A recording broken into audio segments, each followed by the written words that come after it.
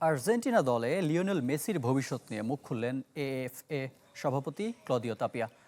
খেলা চালিয়ে যাওয়ার সিদ্ধান্ত পুরোটা এলএম10-এর উপর ছেড়ে দিয়েছেন তিনি। আর লিওনেল স্কালোনি ছাড়া অন্য কোনো কোচই বিকল্প হিসেবে দেখছেন না তাপিয়া।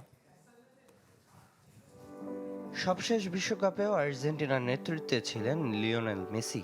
পুরো আসর জুড়ে দুর্দান্ত পারফরমেন্সে আবারও দলের প্রাণ ভোমরার ভূমিকায় ছিলেন এলএম10।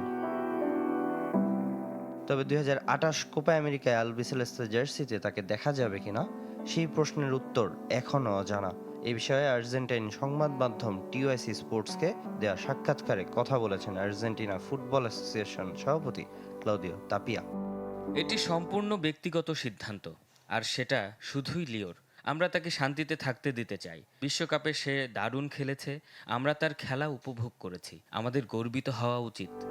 বাংলা কিউআর যেখানে নগদ পেমেন্ট সেখানে।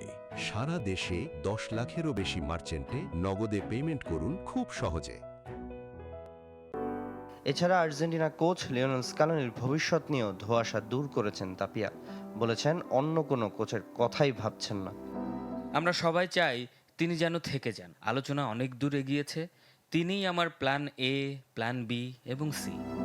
কোচ ও দলের উপর পূর্ণ আস্থা প্রকাশ করে তাপিয়া জানান তাদের মধ্যে সার্বক্ষণিক যোগাযোগ রয়েছে এবং পুরো আর্জেন্টিনা এই দলের সাফল্যে আনন্দিত। বিশ্বকাপ ফাইনাল হারের পর সংবাদ সম্মেলনে আবেগ আপ্লুত স্কালোনি জাতীয় দলের দায়িত্ব ছাড়ার ইঙ্গিত দিয়েছিলেন। আগামী ডিসেম্বরে শেষ হবে তার বর্তমান চুক্তির মেয়াদ। তবে এএফএর সভাপতি আশাবাদী আসন্ন ফিফা উইন্ডোর আন্তর্জাতিক ম্যাচের বিরতিতে আলোচনার মাধ্যমে চুক্তি নবায়ন সম্ভব।